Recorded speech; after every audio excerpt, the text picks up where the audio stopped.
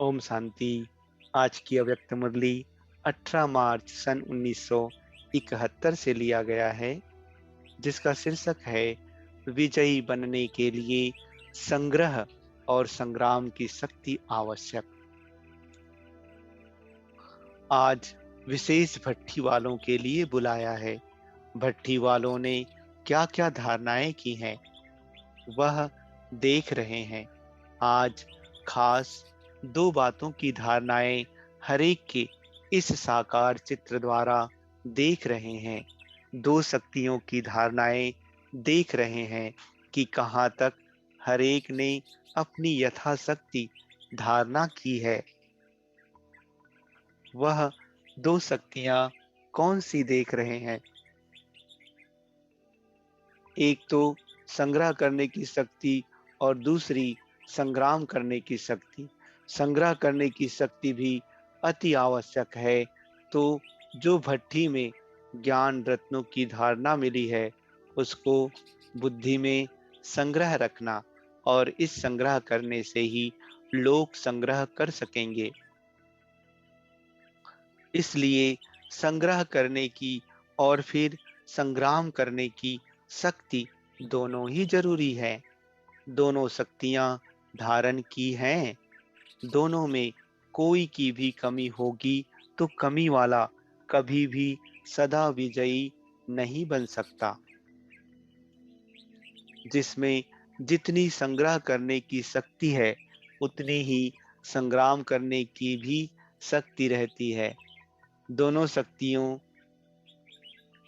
को धारण करने के लिए भट्टी में आए हो तो शक्ति स्वरूप बने हो। भट्टी से कौन से वरदान प्राप्त किए हैं? भक्ति मार्ग में वरदान देते हैं ना, पुत्रवान भव, धनवान भव। लेकिन इस भट्टी से क्या मुख्य वरदान मिला? शिक्षक बने व मास्टर वरदाता भी बने। एक वरदान मिला शक्तिवान भव, दूसरा वरदान मिला सदैव अव्यक्त एक रस अवस्था का। इन दोनों वरदानों में दोनों ही बातें समाई हुई हैं। यह दोनों ही वरदान प्राप्त करके संपत्तिवान बनकर अपना प्रैक्टिकल सबूत दिखाने के लिए जाना है। ऐसे नहीं समझना कि घर जा रहे हैं, वह अपने स्थान पर जा रहे हैं। लेकिन जो शक्तियां व वरदान लिए हैं, उन्हों को प्रैक्टिकल करने के लिए विश्व स्टेज पर जा रहे हैं। ऐसे समझना है। स्टेज पर एक्टर को कौन सी मुख्य बातें ध्यान में रहती हैं? अटेंशन अर्थात ध्यान, और दूसरा एक्यूरेसी अर्थात यथार्थता। यह दोनों ही बातें याद रहती हैं। ऐसे ही आप लोग भी अब स्टेज पर एक्ट करके बाप दादा को प्रत्यक्ष करने के लिए जा रहे हो। तो यह दोनों ही बातें याद रखना। हर सेकेंड, हर संकल्प में अटेंशन और एक्यूरेट, नहीं तो बाप दादा को प्रत्यक्ष करने का श्रेष्ठ पार्ट बजा नहीं सकेंगी।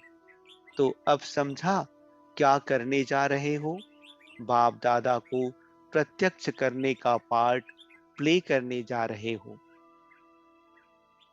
यह लक्ष्य रख करके जाना, जो भी कर्म करो पहले यह देखो कि इस कर्म द्वारा बाप दादा की प्रत्यक्षता होगी।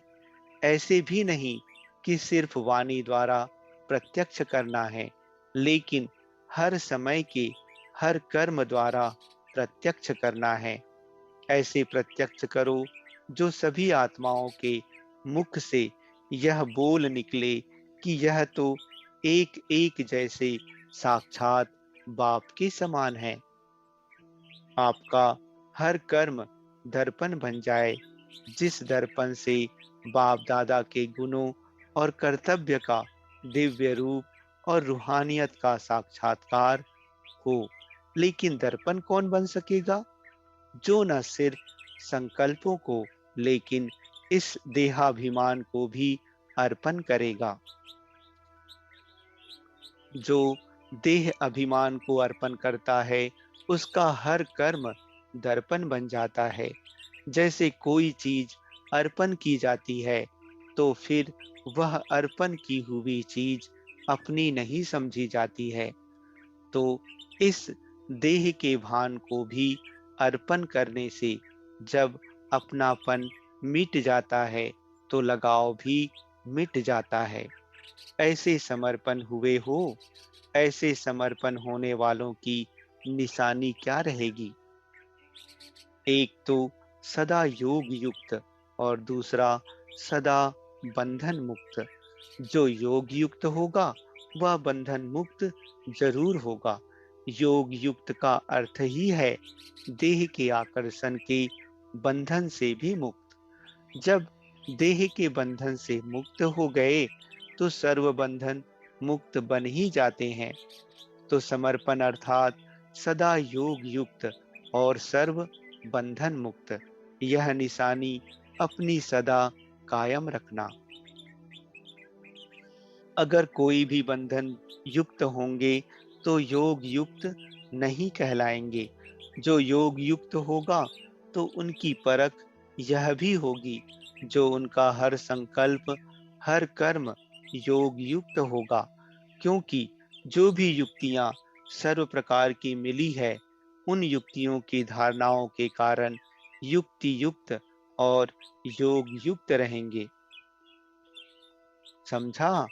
परख की निशानी, इससे अपने आप को समझ सकते हो कि कहाँ तक पहुँचे हैं। इसलिए कहा कि संग्रह और संग्राम की शक्ति दोनों भरकर जाना। रिजल्ट क्या देखी? सर्टिफिकेट मिला। एक, अपने आप से सेटिस्फाई अर्थात संतुष्ट होने का सर्टिफिकेट लेना है। दूसरा, सर्व को सेटिस्फाई करने का सर्टिफिकेट लेना है। और तीसरा, संपूर्ण समर्पण बनने का। समर्पण यह नहीं कि आबू में आकर बैठ जाएं, तो समर्पण होने का भी सर्टिफिकेट लेना है। चौथा, जो भी ज्ञान की युक्तियां मिली, उनको संग्रह करने की शक्ति का सर्टिफिकेट भी लेना है। यह चार सर्टिफिकेट अपने टीचर से लेकर जाना। कोई बात में 100 मार्क्स भी इस ग्रुप को हैं। वह कौन सी बात? पुरुषार्थ के भोलेपन में 100% है। पुरुषार्थ में भोलापन ही अलबेलापन है। और एक विशेष गुण भी है, वह यह है कि सभी को अपने पे परिवर्तन अपने में परिवर्तन की करने की तीव्र इच्छा जरूर है। इसलिए बाप दादा इस ग्रुप को उम्मीदवार ग्रुप समझते हैं। लेकिन उम्मीदें तब पूरी कर सकेंगे जब सदैव नम्र चित्त होकर चलेंगे। उम्मीदवार क्वालिटी हो, लेकिन जो क्वालिटीज मिली हैं उनको धारण करते चलेंगे, तो प्रत्यक्ष सबूत दे सकेंगे। समझा? ज्ञान का साज सुनने में और राज सुनने में अच्छा है, लेकिन अब क्या करना है? राजयुक्त बनना है। योग अच्छा है, लेकिन योग युक्त बनना है। बंधन मुक्त बनने की इच्छा है, लेकिन पहले देह अभिमान का बंधन तोड़ना है। फिर सर्व बंधन मुक्त आपे ही बन जाएंगे। समझा? अभी यही कोशिश करना।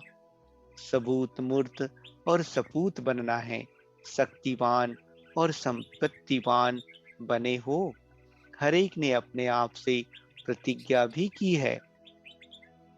जो प्रतिज्ञा की जाती है, उसको पूर्ण करने के लिए पावर भी अवश्य इकट्ठी करेंगे। कितना भी सहन करना पड़े, सामना करना पड़े, लेकिन प्रतिज्ञा को पूरा करना ही है।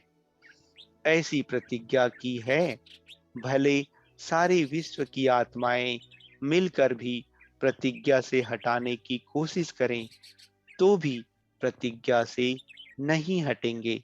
लेकिन सामना करके संपूर्ण बन करके ही दिखाएंगे।